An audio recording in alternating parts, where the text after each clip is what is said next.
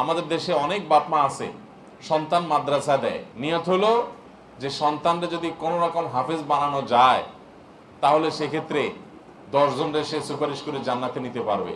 তো 10 জনের মধ্যে বাপ হিসাবে আমি তো 1 নম্বর, ওর মা 2 নম্বর তো আসি।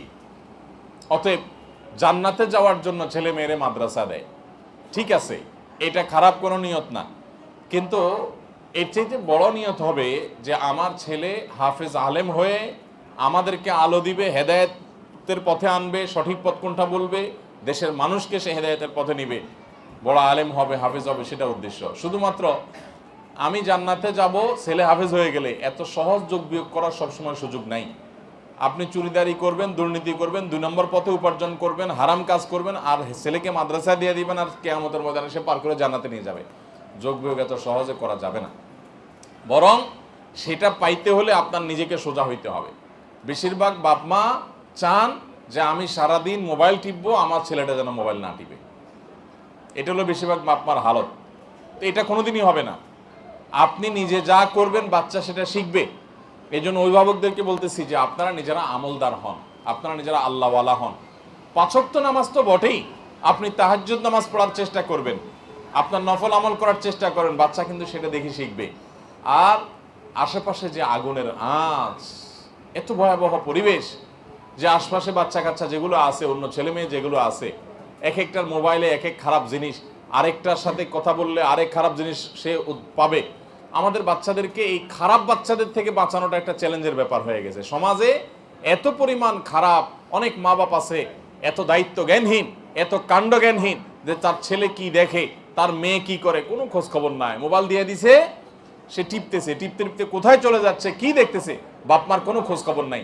এই বাপমা সব আল্লাহর কাছে কিয়ামতের ময়দানে জবাবদিহি করতে হবে। আল্লাহ বলেছেন, কু আনফুসাকুম ওয়া আহলিকুম নারা, তোমরা নিজেদেরকে আর নিজেদের পরিবারের সদস্যদেরকে জাহান্নামের আগুন থেকে বাঁচাও। আপনার সন্তান নষ্ট হয়ে যাচ্ছে, আপনি খেয়াল করলেন না, মনে রাখবেন এর জন্য আল্লাহর কাছে আপনি আসামি হিসাবে কিয়ামতের ময়দানে দাঁড়াবেন। এজন্য সন্তান যাতে নষ্ট না হয় এই জন্য চেষ্টা করবেন নিজে ভালো হওয়ার আর ভালো পরিবেশ দেওয়ার। 2টা জিনিস, এক হলো নিজে ভালো হওয়ার চেষ্টা করতে হবে, আরেকটা হলো ভালো পরিবেশ দেওয়ার চেষ্টা করতে হবে। আপনারা স্বামী স্ত্রী যদি নিজেরা ঝগড়াঝাটি করেন, গালিগালাজ করেন, তো সন্তান এগুলোই শিখবে। আপনারা নিজেরা যদি মিথ্যা বলেন, 2 নম্বরই করেন, তো তারা সেগুলোই শিখবে। নিজে যদি সারাদিন মোবাইলে, ইউটিউব, ফেসবুকে ডুবে থাকেন আর টেলিভিশন দেখেন, তো বাচ্চা সেগুলোই শিখবে। এই ঘরে আলেম হওয়ার সম্ভাবনা খুব কম। মনে রাখবেন, আমরা আমাদের ছেলেবেলা থেকে আমাদের মা বাবাদেরকে দেখছি, আমার আব্বা জান রহমতুল্লাহ আলাইকে দেখছি, আমি সারা জীবন দেখছি তাহাজ্জুদের সময় উঠে হাউমাও করে কান্নাকাটি করতেন এবং আমাদের নাম ধরে ধরে দোয়া করতেন, এক একটা বাচ্চার নাম ধরে ধরে দোয়া করতেন। এভাবে শত শত চোখের পানি, হাজারো বারের চোখের পানি, আল্লাহ তাআলা সেটাকে হয়তোটা কিছুটা কবুল করেন। এই জন্য ভাইরা, যারা বাবা মা আছেন, আপনারা নিজেরা সন্তানের দিকে তাকে অন্তত সুয়ের মতো সোজা হয়ে যান, সকল 2 নম্বরই পথ ছেড়ে দেন। আপনি নিজে বাসায়, আজকাল শহরে তো শহরে, গ্রামেও এক অবস্থা হয়ে গেছে, এই মোবাইল আর টেলিভিশন ছাড়া আমাদের আর কোনো কাজ নাই জানো। মারা টেলিভিশন নিয়ে, মোবাইল নিয়ে, বাপরাও বাসা আসলে সেটা নিয়ে ব্যস্ত না। বাসা বাড়িতে আপনার ছেলে যতক্ষণ থাকবে ততক্ষণ ছেলে কি পড়ালেখা করছে, কার সাথে মিশছে, কি দেখছে, এগুলো একটু বোঝার চেষ্টা করেন, তাদেরকে সময় দেওয়ার চেষ্টা করেন, তাদের সাথে পারলে খেলাধুলা করবেন। আমি আমার ছেলেদের সাথে খেলাধুলা করি, প্রায় প্রতিদিনই খেলি, আলহামদুলিল্লাহ। প্রতিদিনই আমি চেষ্টা করি দেশে থাকলে, বাড়িতে থাকলে অন্তত এক টাইম সব বাচ্চাগুলোকে সাথে নিয়ে খেলি। আমরা ব্যাডমিন্টন খেলি, ফুটবল খেলি, ক্রিকেট, যখন যেটা সুবিধা হয় তখন সেটা খেলি।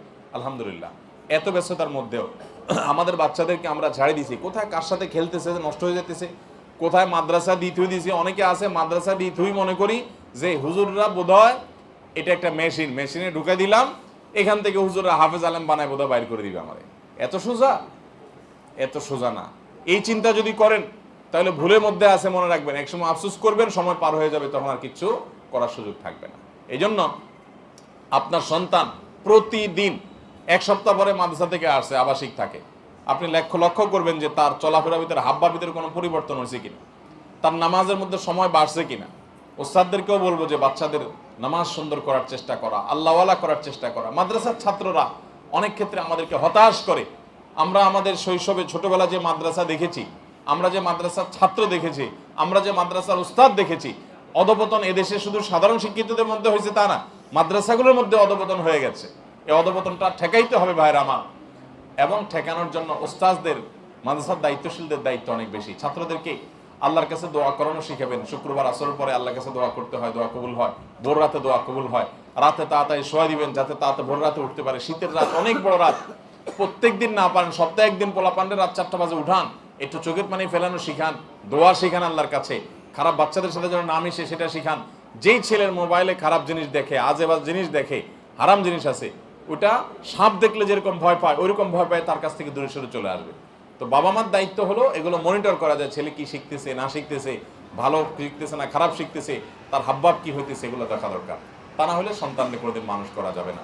তাহলে খোলাসা কথা হলো, যারা অভিভাবক আছেন, 1 নম্বর হলো নিজেরা আল্লাহওয়ালা হয়ে যান। আমি একটা কথা প্রায় বলি, আপনি নিজে যদি আপনার বাপের জুতা সোজা করেন, আপনার ছেলে আপনার জুতার উপরে পানা দিতে তার বিবেকে বাঁধবে যে আমার বাপ তো তার বাপরে এরকম সম্মান করে আমি দেখছি। আর যদি নিজের বাপরে ধমকাধমকি করেন পোলাপানের সামনে, তো পোলাপানের থাপ্পড় খাওয়ারও ভয় আছে, আল্লাহ মাফ করুক, ধাক্কা খাওয়ারও ভয় আছে।